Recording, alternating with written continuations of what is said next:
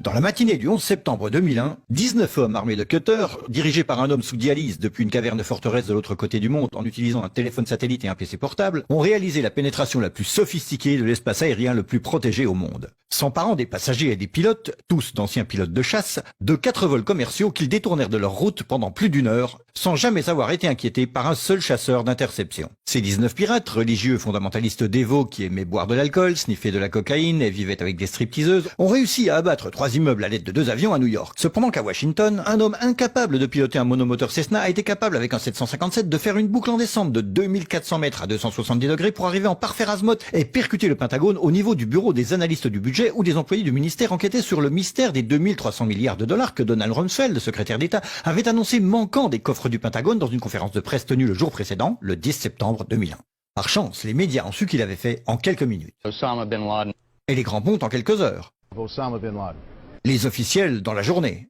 Terrorists who committed these acts and those who harbor them. Et les preuves sont littéralement tombées dans la poche du FBI. That a hijacker's passport was found blocks from the World Trade Center crash site, if you can believe that. Mais pour une raison ou une autre, des conspirationnistes fous ont demandé une enquête sur la plus grosse attaque perpétrée sur le sol américain de toute l'histoire. Cette enquête a été retardée, sous-financée, sabotée, en conflit d'intérêts et menée secrètement du début à la fin.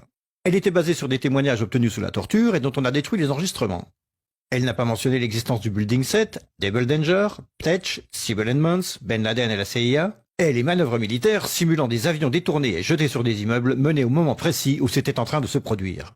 Elle a été trompée par le Pentagone, la CIA, l'administration Bush, et à propos de Bush et Cheney, eh bien personne ne sait ce qu'ils ont dit car leur témoignage était secret, pas enregistré, pas sous serment et à huis clos. Ce n'était pas important de chercher qui a financé les attaques, car cette question a peu de signification pratique. Cependant, la commission d'enquête du 11 septembre a brillamment répondu à toutes les questions du public, excepté la plupart de celles posées par les familles des victimes, et a pu pointer les fautes des personnes responsables, bien qu'aucune n'ait perdu son boulot, déterminant que ces attaques étaient dues à... failure of imagination. Parce que... Nobody in our government, at least, and I don't think the prior government that could envision flying airplanes into buildings. Excepté le Pentagone, la FIMA, le NORAD et le NRO. La DIA a détruit 2,5 téraoctets de données sur Double Danger, mais c'est ok car ce n'était probablement pas important. La SEC a détruit les données sur l'enquête concernant les délits d'initiés avant les attaques. Mais c'est ok car la destruction des données relatives à la plus grosse enquête de toute l'histoire de la SEC fait partie de ses routines d'archivage. Le NIST a classé secret son modèle mathématique utilisé pour l'effondrement du building numéro 7. Mais c'est ok car le révéler aurait compromis la sécurité publique. Le FBI a argué que tout ce qui concerne leur enquête sur le 11 septembre doit être tenu secret. Mais c'est normal car le FBI n'a probablement rien à cacher. Cet homme n'a jamais existé, et rien qu'il ait dit ne mérite votre attention. Si vous dites le contraire, vous êtes un conspirationniste paranoïde qui mérite d'être mis au banc de l'humanité. Comme lui, et elle et lui. Ben Laden a vécu dans une grotte forteresse des montagnes d'Afghanistan, mais il a pu s'échapper.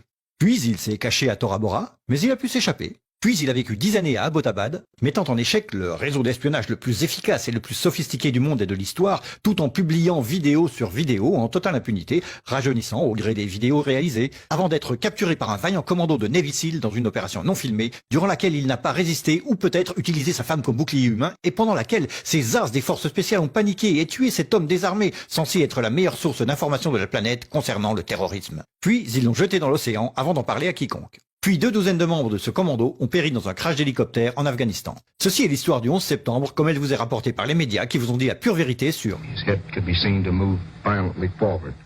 Et... They took the babies out of the incubators. Et... Mobile production facilities. Et... The rescue of Jessica Lynch.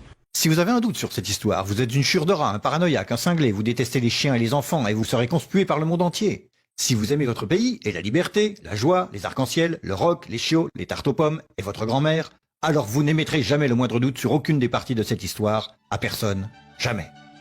C'était une annonce publique sponsorisée par les amis du FBI, de la CIA, NSA, DIA, SEC, MSM, Maison-Blanche, NIST et de la Commission sur le 11 septembre. Parce que l'ignorance, c'est la force.